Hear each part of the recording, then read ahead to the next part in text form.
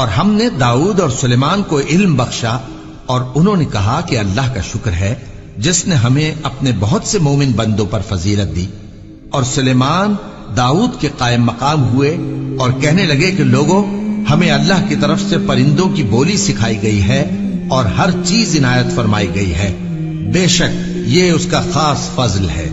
اور سلیمان کے لیے جنوں اور انسانوں اور پرندوں کے لشکر جمع کیے گئے اور پھر ان کی جماعتیں بنائی گئیں، یہاں تک کہ جب چیونٹیوں کے میدان میں پہنچے تو ایک چیونٹی نے کہا کہ چیونٹیوں، اپنے اپنے بلوں میں داخل ہو جاؤ، ایسا نہ ہو کہ سلیمان اور اس کے لشکر تم کو کچل ڈالیں اور ان کو خبر بھی نہ ہو۔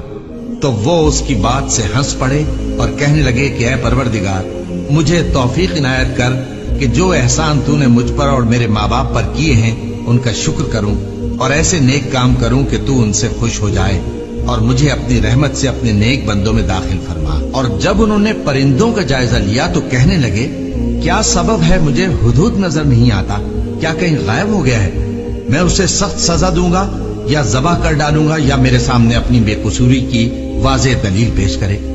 ابھی تھوڑی دیر ہوئی تھی کہ ہدہد آ موجود ہوا اور کہنے لگا کہ مجھے ایک ایسی چیز معلوم ہوئی ہے جس کی آپ کو خبر نہیں، اور میں آپ کے پاس ملک سبا سے ایک یقینی خبر لے کر آیا ہوں۔ میں نے ایک عورت دیکھی کہ ان لوگوں پر حکومت کرتی ہے اور ہر چیز اسے میسر ہے، اور اس کا ایک شاندار تخت ہے۔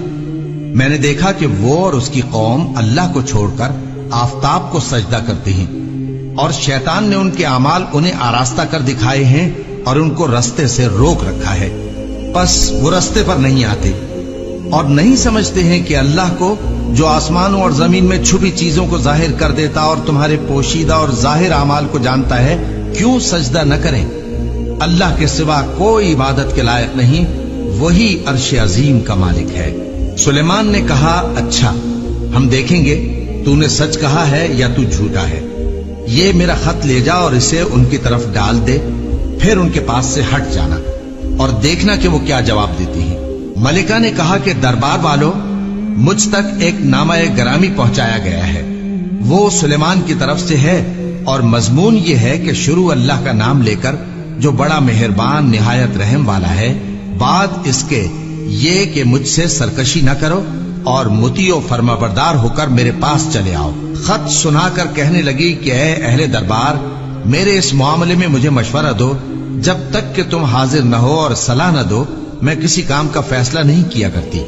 وہ بولے کہ ہم بڑے زوراور اور سخت جنگجو ہیں، اور حکم آپ کے اختیار میں ہے، تو جو حکم دیجیے گا اس کے انجام پر نظر کر لیجیے گا۔ اس نے کہا کہ بادشاہ جب کسی شہر میں داخل ہوتے ہیں تو اس کو تباہ کر دیتے ہیں اور وہاں کے عزت والوں کو ذلیل کر دیا کرتے ہیں، اور اسی طرح یہ بھی کریں گے۔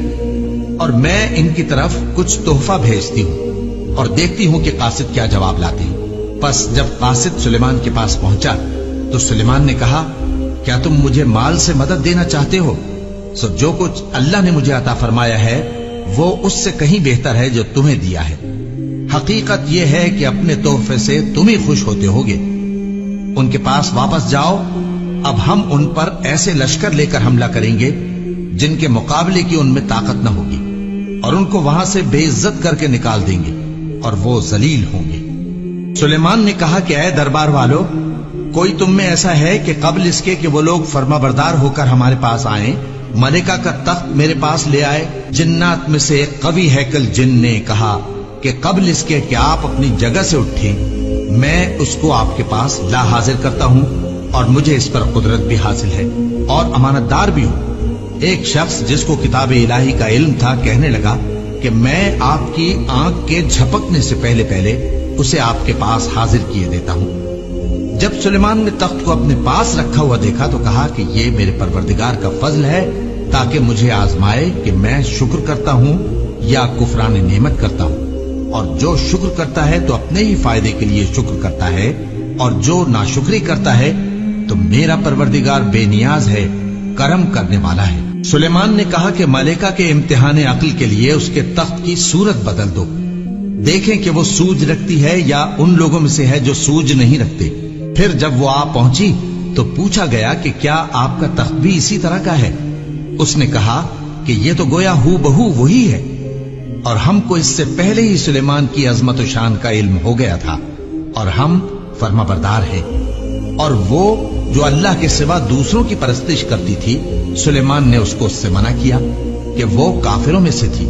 اس کے بعد اس سے کہا گیا کہ محل میں چلیے۔ جب اس نے اس کے فرش کو دیکھا تو اسے پانی کا حوض سمجھا اور کپڑا اٹھا کر اپنی پنڈلیاں کھول دی۔